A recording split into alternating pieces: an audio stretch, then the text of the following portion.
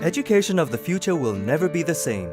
Crafting a learning curriculum relevant to the workforce of the next generation is paramount and vital to sustaining a nation's progress. The Singapore education system is lauded as one of the most successful in the world, but we constantly require upgrading to adapt to the needs of society. We are about to undergo a dynamic transformation of our education system to nurture the workers of tomorrow. Through the intervention research conducted by the Office of Education Research in the National Institute of Education in Singapore, cutting-edge teaching and learning approaches are being infused into our education system to enhance learning. These incorporate inquiry processes such as investigating, questioning, researching, argumentations which complement our students in the acquisition of the 21st century competencies.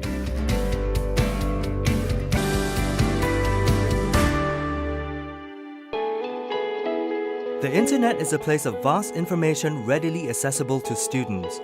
Many students, however, readily accept information on these virtual platforms as credible sources, leading to a misguided perception and direction in learning. The CWR, or Critical Web Reader, is a tool that provides a framework for students to carefully and critically evaluate information on any site. Through the use of various lenses, the teacher guides students to analyze web pages, stimulate higher-order thinking, and structuring an analytical mind. The Critical Web Reader provides an inquiry-based framework, and Singapore's humanities curriculum, at least, is moving more towards inquiry-based pedagogy. So I think these are skills that the Critical Web Reader can support. So I think it's very much aligned with the ministry's direction and what educators are trying to do in Singapore.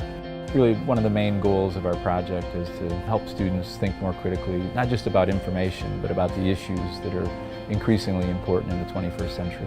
I think for both teachers and students, we're seeing high level of engagement and interest with information sources. Their responses tend to be longer and more developed. Our goal is really to get it in the hands of as many teachers and students as possible, whoever would like to use it. Seamless learning is a learning notion that bridges different learning efforts across many learning settings, such as formal and informal learning, individual and social learning, and learning in physical and digital realms, by leveraging mobile technology to assist students in carrying out cross-space learning anytime they wish. Our researchers collaborated closely with the teachers to explore, design, and implement approaches for seamless learning to integrate into the curriculum. For seamless learning, we felt that currently our students are actually very weak in answering open-ended questions. So after they are on this seamless learning program, we realized that they are able to write better. They're actually able to ask more in-depth questions. We're looking at cultivating them with a mind of inquiry. They inquiry like a scientist, present with confidence as well. So through that, we felt like, hey, we are actually getting students who are actually more confident, and also as well to cultivate some critical, inventive thinking skills in the students. Learning is not just confined to the classroom, but learning actually can take place across different contexts, physical spaces, social spaces, and time. And also this learning itself can be mediated by the use of technology. For example, they see something that's interesting, the student actually continue to research to understand more of the phenomena, and then later on in class, the next day they could actually share the facts, ask questions, probe the students more, and also they look into the process of learning rather than the end result of the learning itself. I think it's very, very useful for us to use the smartphone as learning aids and materials, as it actually teaches you out of ordinary classroom learning. When we're doing Chinese projects, we can use MyCloud.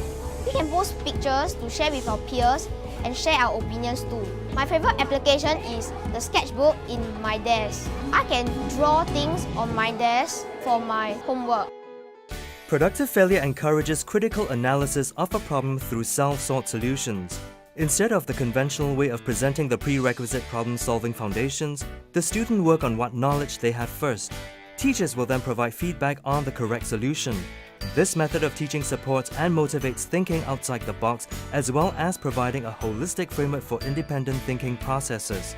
In this study, students seem to succeed more when they try to figure something out on their own. Instead of waiting for failure to happen, how do we design for it? The challenge for me as a designer is then to design for failure, to get you to do something in a way that I know you will fail, to solve a problem perhaps, and use that to help you learn better. When you learn it in that way, we find what our findings suggest is that you are developing deeper conceptual understandings. And the idea there is not so much of getting the solving of the problem correctly, but more trying to elicit as many ideas, representations and solutions students can generate. And if the teacher can use those representations and solutions to then teach the correct or the canonical concept. We are currently working with the Ministry of Education's curriculum planning team. We're trying to see how we can design for productive failure in the A-level math curriculum. The 6 learning curriculum framework, undergirded by a theory of learning known as Disciplinary Intuitions, contains 6 different lenses through which students analyze and evaluate a pre-designed environment such as a virtual world. The 6 learnings are learning by exploring, collaborating, being, building, championing, and expressing. This provides a tight focus on individual learning, and learning can be tailored and targeted accurately. So the 6 Learnings Curriculum Design Framework is undergirded by a theory of learning known as Disciplinary Intuitions. The framework itself was conceptualized to help teachers in schools to approach the design of immersive environments in a more informed way. As the school year progresses, the learner will populate the workbook with his or her answers. An e-workbook is designed to present the learner with cognitive dissonance. Each student will have a differing interpretation of what the right environment looks like. Then that's when true learning occurs, and teachers are responding very well to this most recent innovation of ours. This program is welcomed by our teachers.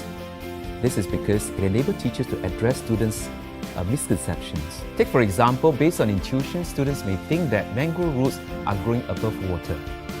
In virtual environments, students can walk through mango swamps, plant their own mango trees, and discuss with their classmates. We like this program because this is one of the effective approaches to curriculum design. It is easily translatable to a variety of subject disciplines. These are some of the many school-based research NIE is conducting. We look forward to seeing how they will shape the evolution of Singapore's education landscape. By spreading innovation in research, pedagogy, and practice, we will take a leap forward into transformative teaching and learning methods best suited for our students of today and tomorrow. Together, we create the new generation of students. We create the future. The future of pedagogy in Singapore, education enhanced.